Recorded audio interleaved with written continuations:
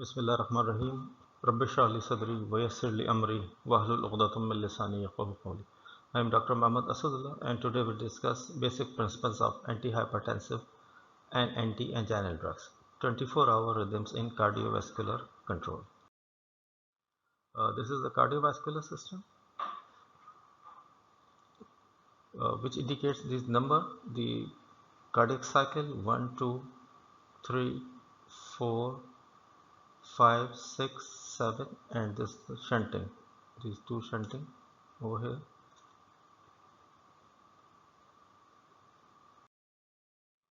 This is a three-dimensional reconstruction of cardiac muscle cell which comprises of sarcoplasmic reticulum, terminal cisternae of sarcoplasmic reticulum, the gap junction, Z-disc, sarcomere, fascia adherens, the layer the sarcolemma, the T-tubule mechanism and the myofibril.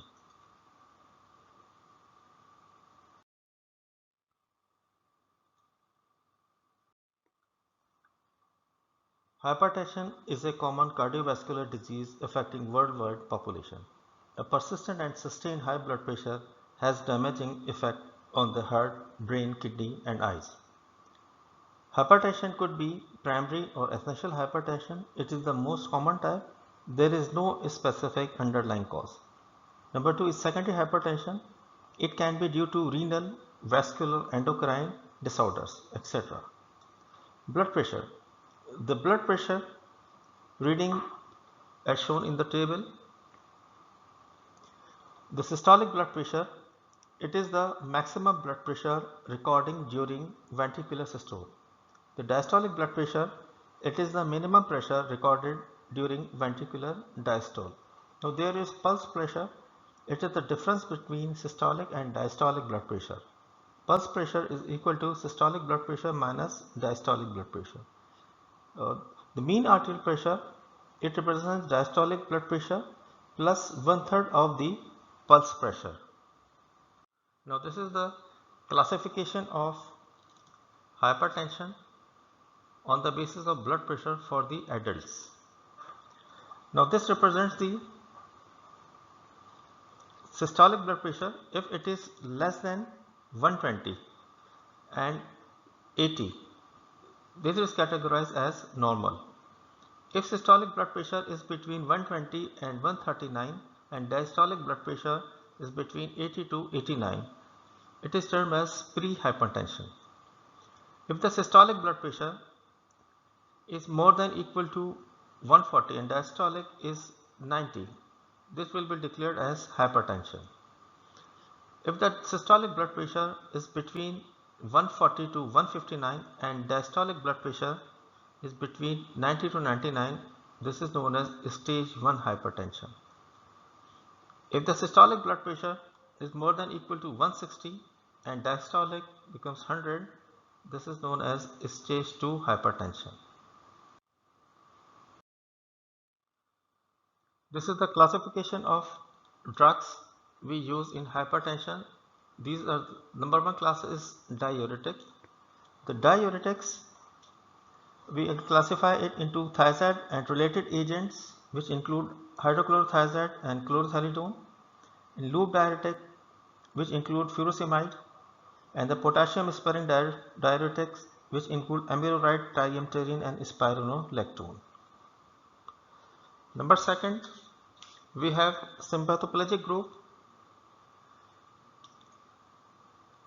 This is central nervous system sympathetic outflow. The drug is clonidine. Second, ganglion blocker which is hexamethonium. The third one is nerve terminal gonethidine and reserpine. And the fourth group is alpha or beta receptor which include prazosin and propranolol. The vasodilators, the third group is vasodilators which again divide into 3 subgroups. The older oral vasodilators which include hydralazine, and the calcium channel blockers nifedipine, and the third one is parenteral vasodilators which include sodium nitroprusside. Angiotensin antagonist, it is angiotensin converting enzyme inhibitors, which include captopril, enalapril, lisinopril, and the receptor blocker losartan, candesartan, and the valsartan. And the fifth one is renin inhibitor, elascarin.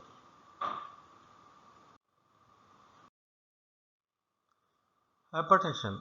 How these drugs act. The basic principle. Consider the following relationship. Blood pressure is equal to cardiac output multiplied by peripheral resistance. Drug can lower blood pressure by dilating arterial resistance vessels achieved through direct relaxation of vascular smooth muscle cells. Number 2. Indirect relaxation by stimulating nitric oxide production. And number 3, by blocking the production or action of endogenous vasoconstrictors, which include noradrenaline and norepinephrine and angiotensin.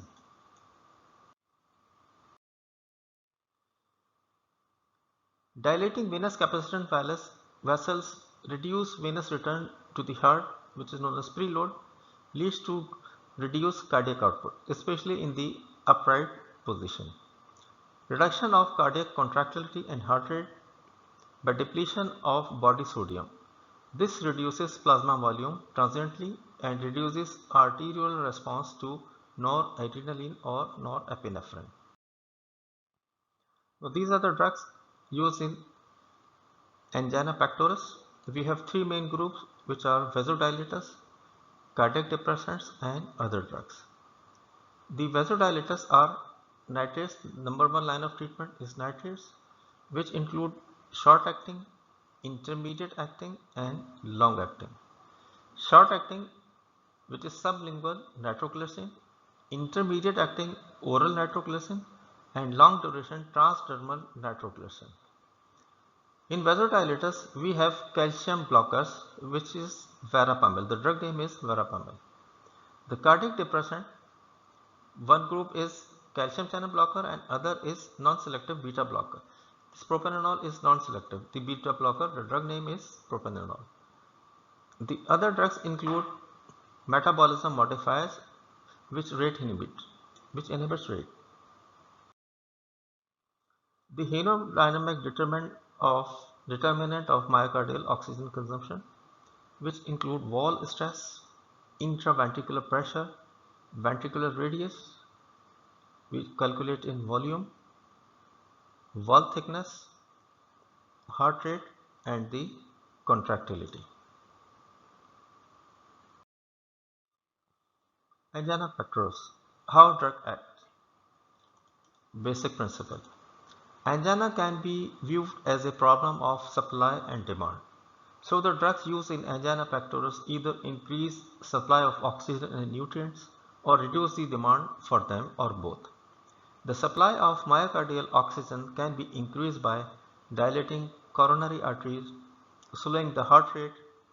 Coronary flow uniquely occurs in diastole, which lengthens as heart rate falls.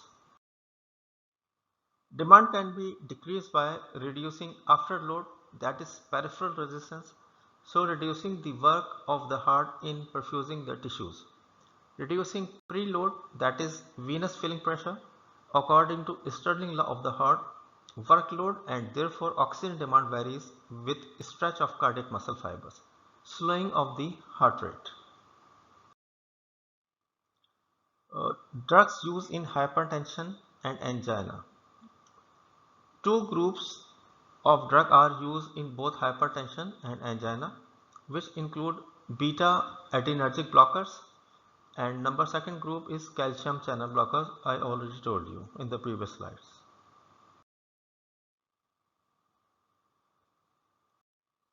Now this is the slide. This is number one. The blood pressure falls. This fall in blood pressure, it causes angiotensinogen to convert in angiotensin 1 with the help of renin. This is number 2. This is renin. This renin converts angiotensinogen into angiotensin 1.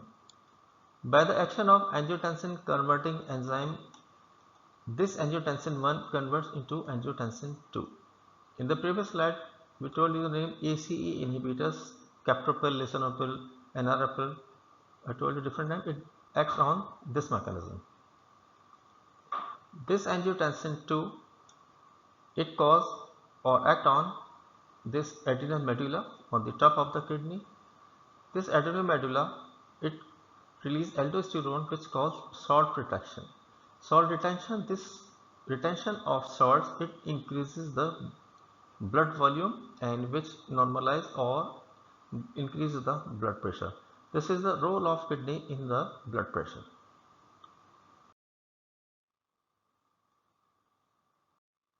Now this is the schematic representation of the extrinsic and intrinsic innervation of the heart. This is the heart. Suppose this is the heart. First, dorsal ganglion neuron signal goes to dorsal ganglion neuron. Then the medulla. From medulla, the upper center, the signals come from the upper center, and from medulla to the spinal cord. In spinal cord, it travels to local neurons, descending neurons. From there, it acts on efferent sympathetic neurons, and this sympathetic neuron, it affects the heart rate. Now the secondly, it also act on the local circuit. Now this is the cardiac extrinsic ganglia, which includes efferent sympathetic neuron. Secondly, from medulla, we have a signal for efferent parasympathetic neuron. This affect on or act on local circuit neuron, and from this efferent parasympathetic and this act on the health. So we have two mechanisms. In this slide, just want to tell you two things. We have two innervations of the heart, intrinsic or extrinsic. This intrinsic, cardiac intrinsic ganglia, which includes efferent parasympathetic. You need to remember this efferent parasympathetic, and in cardiac extrinsic ganglia, there is efferent sympathetic neuron.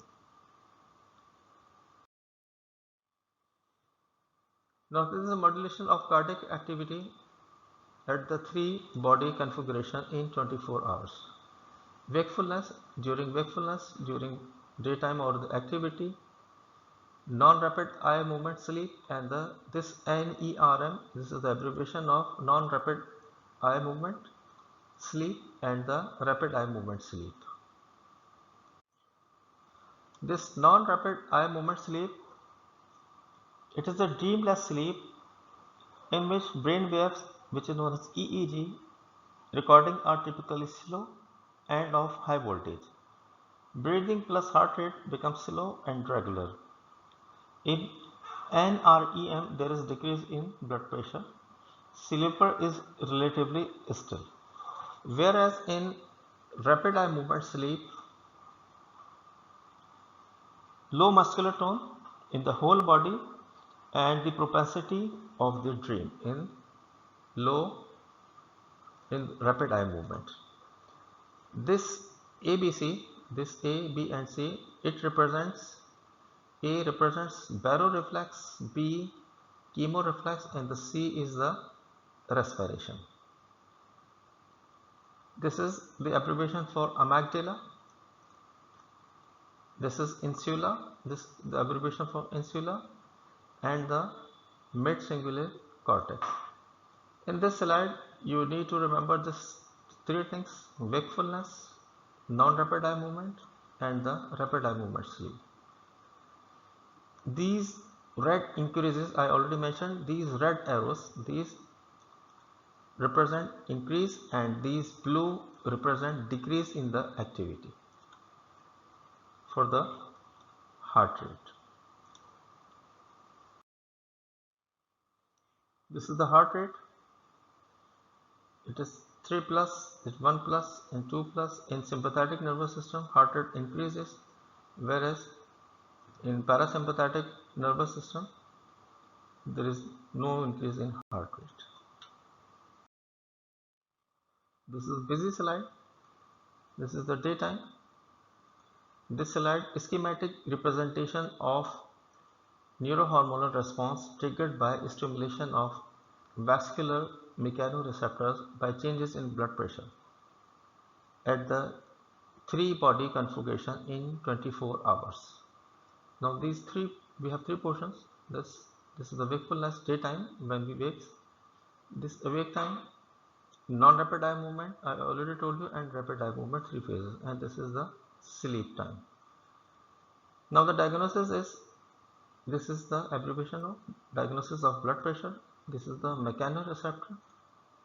ADN stands for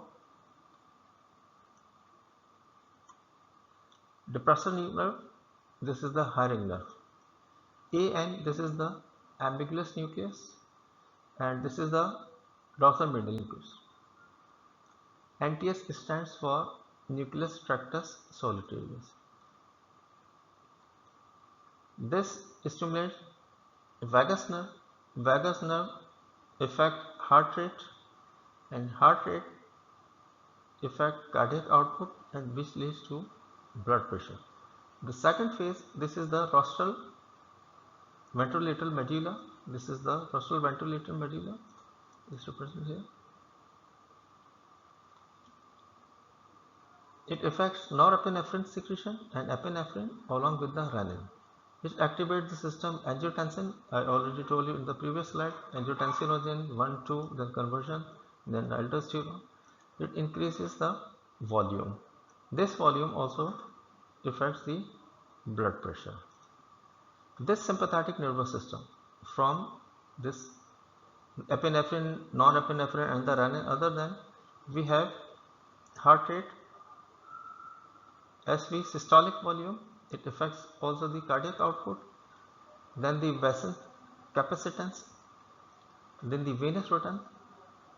It also affects cardiac output, and which leads to increase in the blood pressure.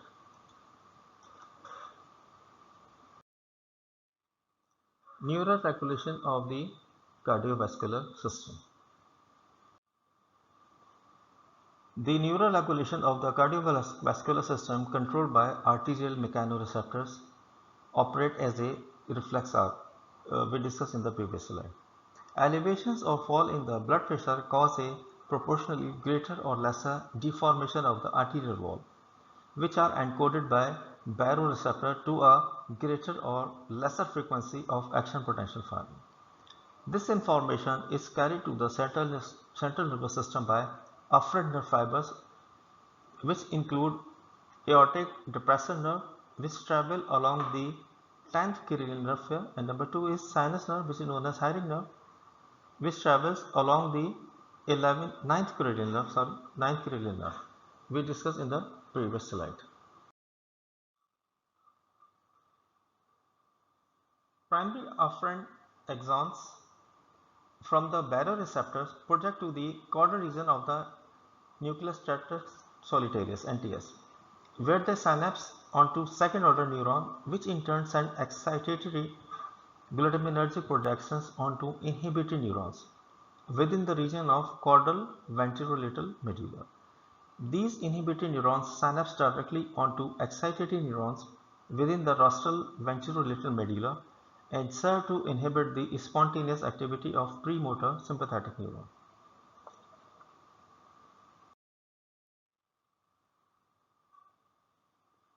Glutaminergic neurons from the NTS also projects to the 10th cranial nerve pair nuclei that in turn project to the heart via the 10th cranial nerve pair.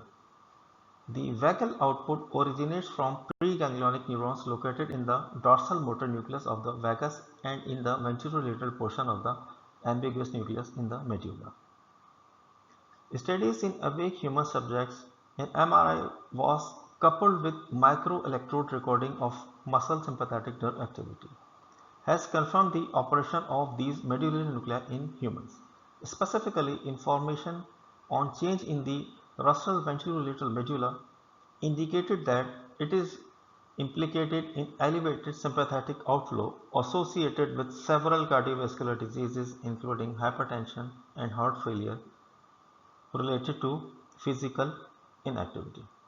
In the heart, the vagal postganglionic fibers cause bradycardia, when the initial stimulus is an increase in blood pressure and tachycardia, when the stimulus is a decrease in blood pressure. Other glutaminergic neurons in the NTS projects onto the caudal ventrolateral medulla exciting it or not, depending on the increase or decrease in the blood pressure.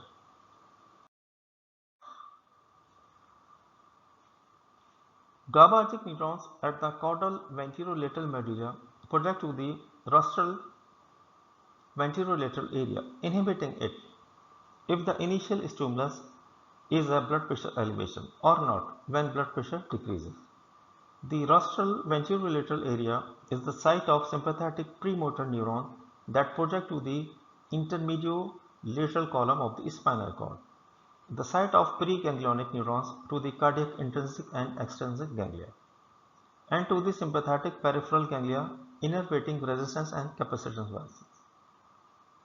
This sympathetic activity is thus inhibited during increase in blood pressure or not inhibited during transitional decrease in blood pressure. Thus, when the triggering reflex stimulus is an increase in blood pressure, there is reflexively a vagal activation and inhibition of the sympathetic output, with a consequent reduction in heart rate, systolic volume and total peripheral resistance, and an increase in the venous capacitance. This decreases the venous return to the heart, determining a decrease in blood pressure, and it returns to baseline. On the other hand, when the triggering stimulus is a decrease in blood pressure, the vagus nerve is not activated and the sympathetic input is not inhibited. This causes an increase in heart rate, systolic volume and total peripheral resistance, and a decrease in venous capacitance. Consequently, there is an increase in the venous return, which helps to increase cardiac output further. These responses triggered neurally are extremely fast, correcting in seconds blood pressure swings up or down the control values.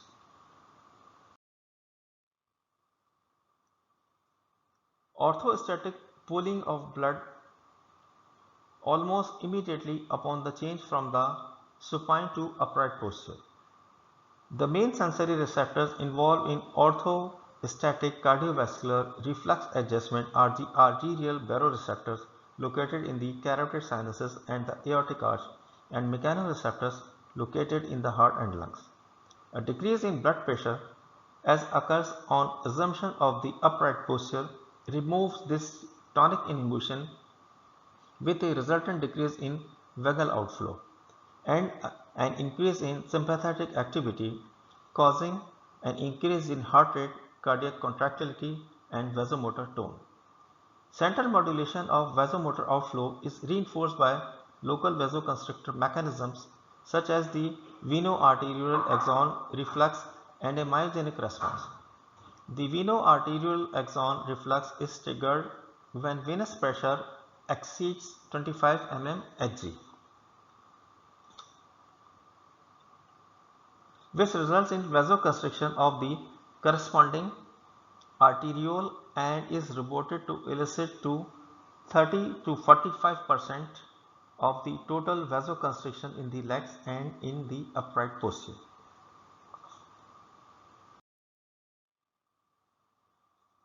The sympathetic and parasympathetic component of autonomic nervous system play a crucial role in maintaining cardiovascular homeostasis and enabling the body to respond to physiological stresses.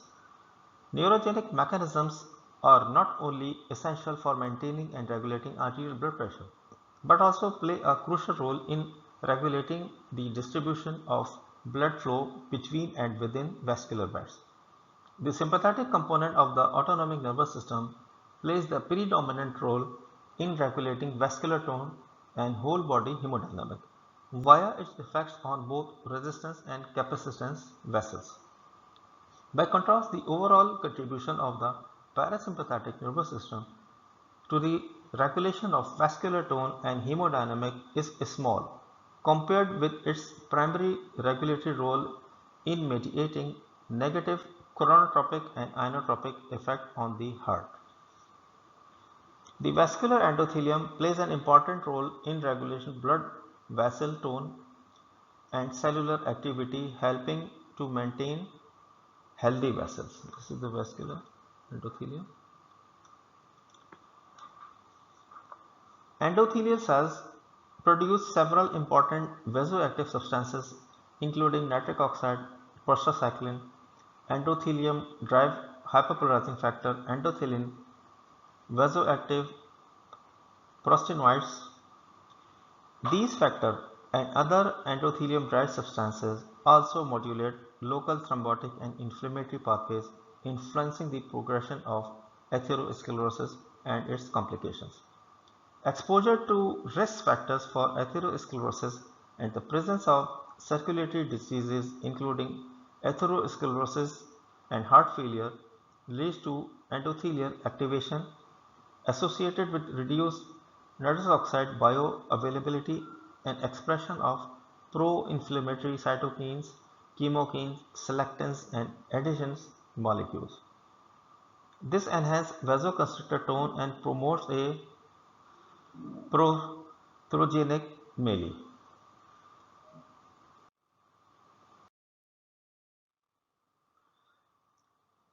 Several hormonal mechanisms are also involved in blood pressure control, including the release of catecholamines, angiotensin II, aldosterone, oxytocin, and atrial natriuretic peptide (ANP), which act by supporting the maintenance of more effective, especially in situations of prolonged elevation or falls of blood pressure, which include hemorrhage, dehydration, drug reaction, etc.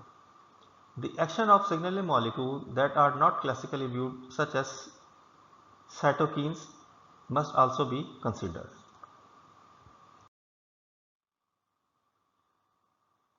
The circadian clock genes are expressed in the heart and aorta, and these genes are approximately 4 to 6% of the cardiac protein gene showed circadian rhythm in transcription.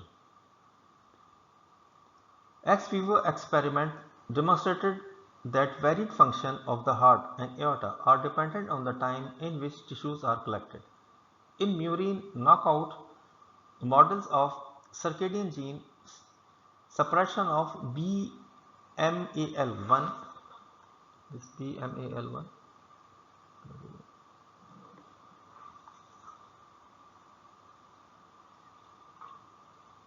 in cardiomyocyte result in an abnormal ECG with RR and prolonged QRS interval. The hearts of BMAL1 knockout mice were also susceptible to arrhythmia. Other studies have revealed that removal of BMAL1 in endothelial cells or vascular smooth muscle cells altered the diurnal variation of blood pressure. These findings are consistent with the presence and importance of circadian gene in the cardiovascular system. The alteration of normal day-night cycle, such as jet lag or shift work, leads to the desynchronization between the central and the peripheral clocks and the deregulation of the clock gene. Restoration of a normal daytime rhythm rescues from these changes, suggesting that maintaining a normal rhythm is crucial for cardiovascular health.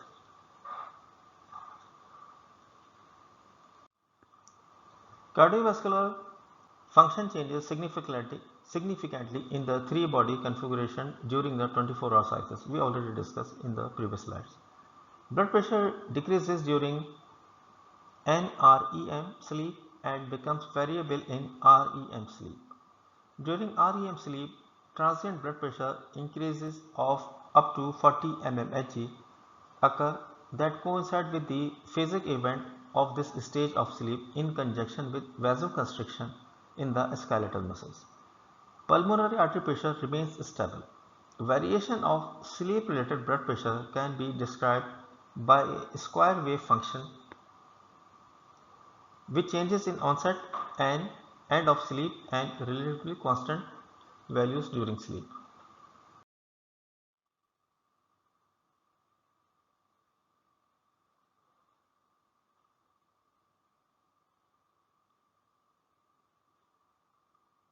This square wave function, which include onset of sleep, end of sleep and constant values during sleep. This is known as square wave function.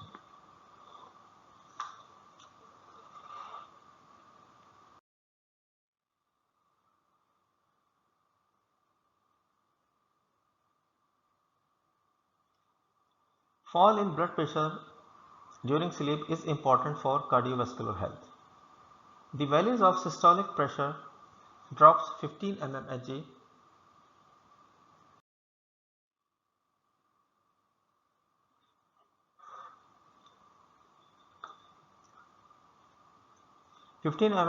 or more during sleep and are heavily influenced by the S process. We have two types of process: circadian influence, which is known as C process, and the hemostatic influence, which is known as S process.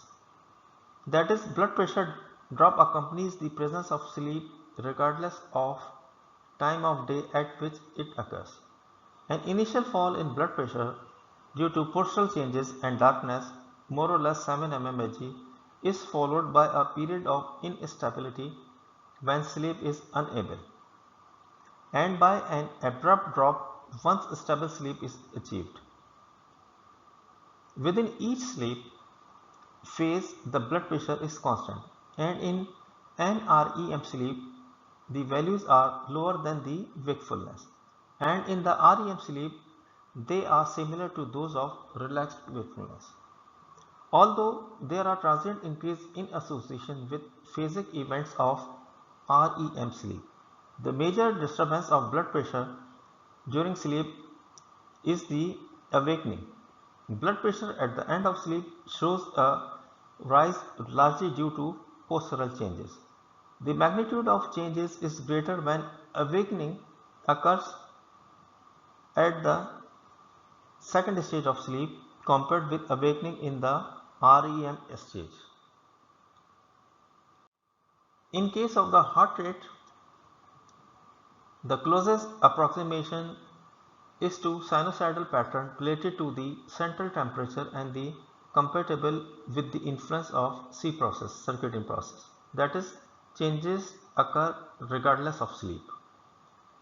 The lowest point of the oscillation is in the middle of the night and remains albeit attenuated in individuals who are deprived of sleep. As for blood pressure, at the beginning of sleep, there is a fall in the heart rate with two components: preparation for sleep and when sleep becomes stable. There is a close relationship between heart rate and metabolic heat production because of its circadian dependence. Heart rate is higher during the REM sleep phase, with transient tachycardia in relation to REM phasic events. Heart rate variability analysis combined with brain imaging has identified a close connectivity between autonomic cardiac modulation and activity in brain areas such as the amygdala and insular cortex during rapid eye movement sleep, but no connectivity between the brain and the cardiac activity during NREM sleep. There is also evidence for an association between HRV and the intensity and emotionality of dreams. Brief awakening are a characteristic of normal sleep. They occur with high frequency, more than 15 to 20 per night, and are a normal situation in which an increase in heart rate more or less 8 beats per minute, blood pressure less than 15 mmHg, and peripheral vasoconstriction are observed. Awakenings occur in both NREM sleep and REM sleep. There are two components of awakening. The first component is a transient peak of heart rate and blood pressure that occurs within 3 to 6 seconds of the event. The second component is dependent on the previous wake period. Most awakenings are brief and there is no such second component. For normal individuals, the cardiovascular activation response occurs at a level of excitation below the occurrence of alpha changes in the ECG, which is known as cortical awakening.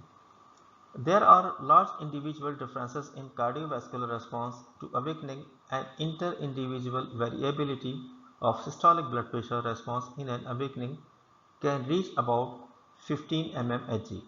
Healthy individuals with large activating cardiovascular responses are at increased risk for cardiovascular disease because of frequent awakening.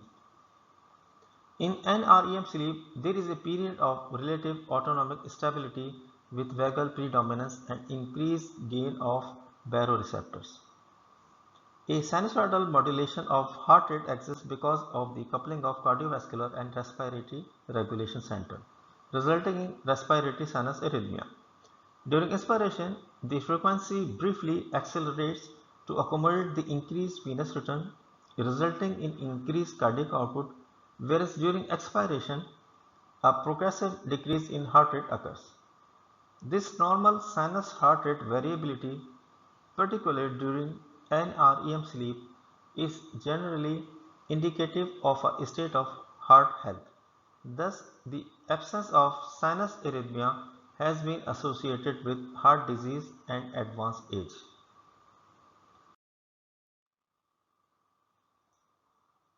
Cardiac and respiratory related rhythms are observed in nerve activity supplying the heart and blood vessels.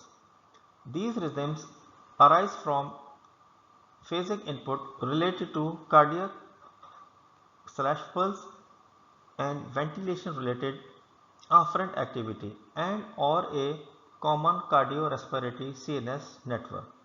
Much of this heart rate fluctuation is linked to the phase of respiration, that is respiratory sinus arrhythmia, and its loss is a prognostic indicator of morbidity and mortality.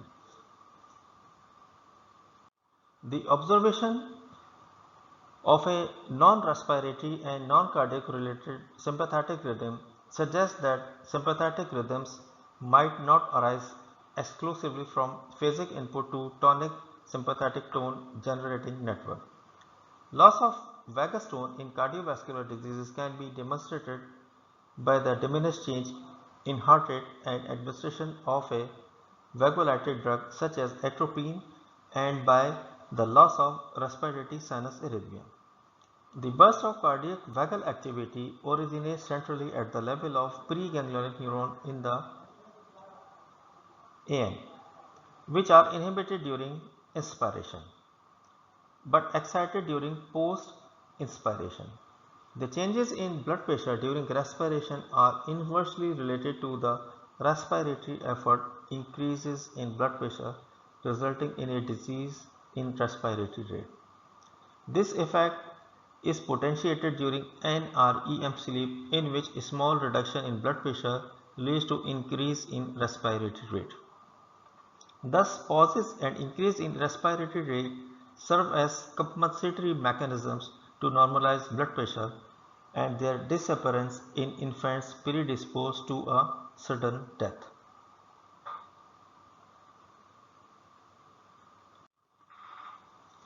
The sudden increase in coronary blood flow appears to be a result of increased adrenergic discharge as they were suppressed by removal of the corresponding sympathetic ganglia. During severe stenosis of the coronary artery, a decrease in coronary arterial blood flow is observed during REM sleep instead of the increases found in normal subjects. In these patients, there is a strong correlation between the magnitude of the increase in heart rate and the decrease in coronary flow. The link between REM sleep and the occurrence of myocardial ischemia in coronary patients is consistent.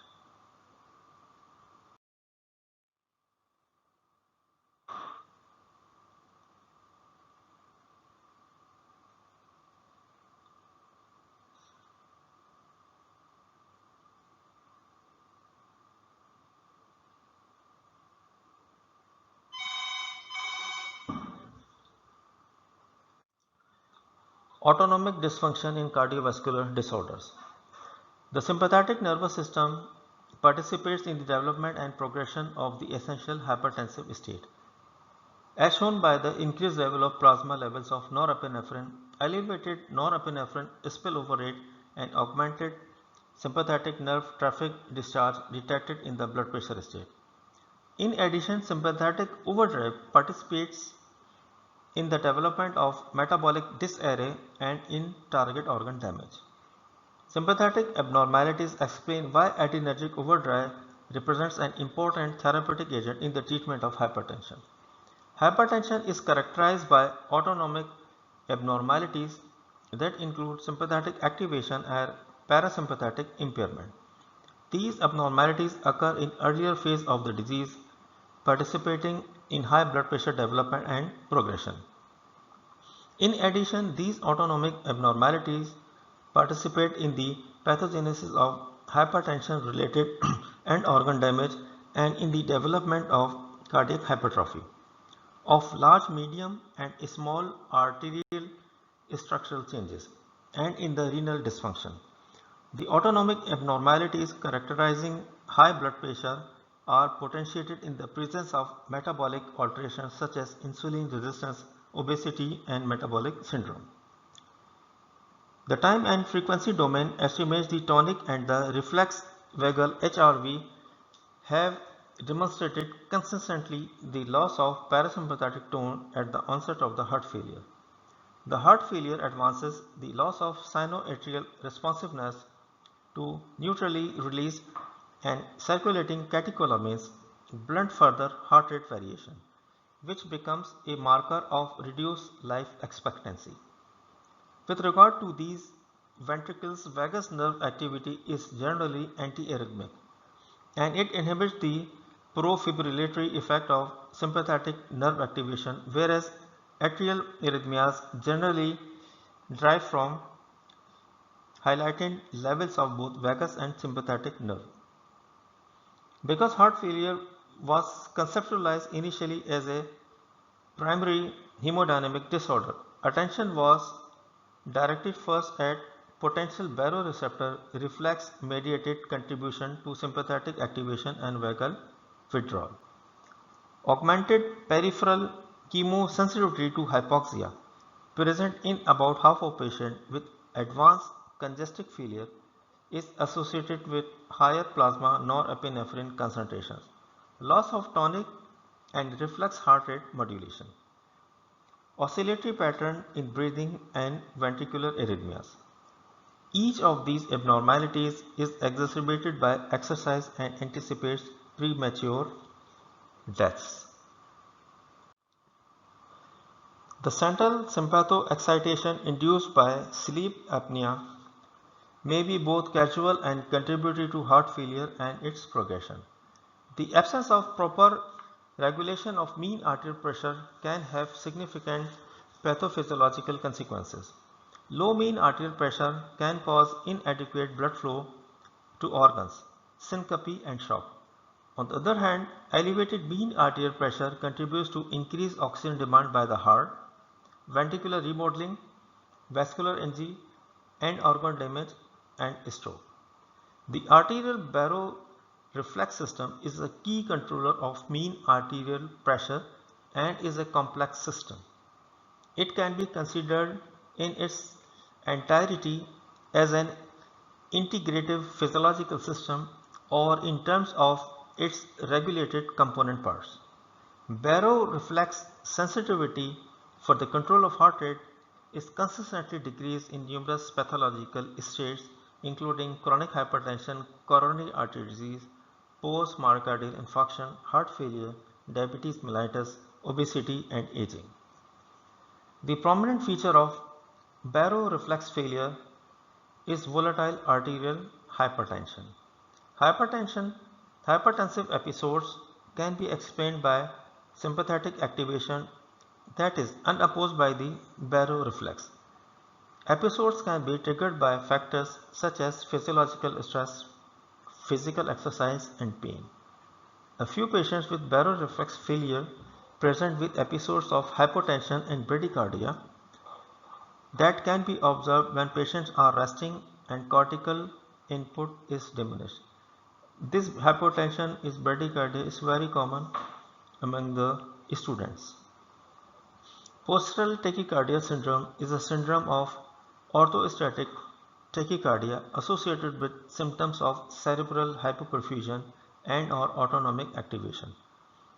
Patients are usually women aged between 20 to 50 years and some have limited autonomic neuropathy. Evidence of peripheral denervation of pseudomotor fibers include sweat loss from the legs on the thermoregulatory sweat test or the quantitative pseudomotor axon reflex test. Peripheral adrenergic denervation may be present, resulting in impairment of reflex vasoconstriction with baroreflex unloading. In hyperadrenergic postural tachycardia syndrome, sympathetic tone is increased and manifests as orthostatic hyperadrenergic response and sometimes as a spontaneous episode of excessive sympathetic activity. Patients are characterized by supine vasoconstriction, increased peripheral venous pressure, reduced stroke volume and cardiac output, blunted orthostatic vasoconstrictive response, often supine tachycardia and reduced blood volume of uncertain origin. There is increased supine cardiac output compared with healthy volunteers. Relative lower extremity vasodilation persists during orthostatic stress, causing venous pooling in the legs. The postural tachycardia syndrome is not a single disease. It is best viewed as a disorder or a syndrome in which excessive orthostatic tachycardia can be a final common pathway of many underlying pathophysiological processes. These include hyperadrenergic postural tachycardia syndrome, norepinephrine transporter deficiency, mast cell activation disorder, and neuropathic postural tachycardia syndrome. These pathophysiological mechanisms are not mutually exclusive but can coexist in an individual patient with postural tachycardia syndrome. Some postural tachycardia syndrome patients have a form of dysautonomia with preferential denervation of sympathetic nerve innervating the lower limbs. Patients with delayed orthostatic hypotension show a fall in systolic blood pressure more than equal to 20 mmHg or diastolic blood pressure of more than equal to 10 mmHg lasting longer than 3 minutes of standing or upright tilt table testing. This is very common among the student age. Delayed orthostatic hypotension can be caused by a variety of pathogenetic mechanisms including extraadrenal pheochromocytoma, hyperadrenergic orthostatic hypotension, hyperbradykinesis, primary hyperepinephремia, and hyperaldosteronism with baroreflex impairment. There were greater abnormalities of both in phases of the Valsalva maneuver in patients with earlier and greater decrease in blood pressure compared with those with later and milder reductions in blood pressure. In Valsalva maneuver, if you feel tachycardic, if you palpitating, if you perplexing, then we deeply inspire and hold the inspired for 4 to 5 seconds. We repeat this cycle nearly up to 4 times. Abnormalities were also more likely detected in HRV in patients with earlier and more severe decrease in blood pressure.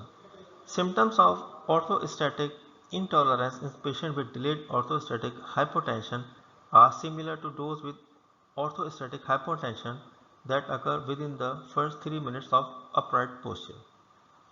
In pathophysiological states such as hypertension, heart failure, and chronic renal disease, there may be an inappropriate sympathoexcitation causing sodium retention, which exacerbates the decrease process. The contribution of the renal sympathetic nerve to these cardiovascular diseases is demonstrated by the long-term normalization of blood pressure found in resistant hypertensive patients subject to renal denervation. Pregnancy increases sympathetic nerve firing and decreases both basal parasympathetic activity and baroreflex function. These changes are exaggerated in women with preeclampsia. Preeclampsia is a potentially fatal hypertensive disorder of pregnancy that is initiated by reduced placental perfusion. Increased sympathetic tone contributes to the hypertension. A basal muscle sympathetic nerve activity is clearly increased above the level observed in normal pregnant women. The changes in basal autonomic tone may counteract to some degree the profound vasodilation that is a hallmark of normal pregnancy. Thank you very much.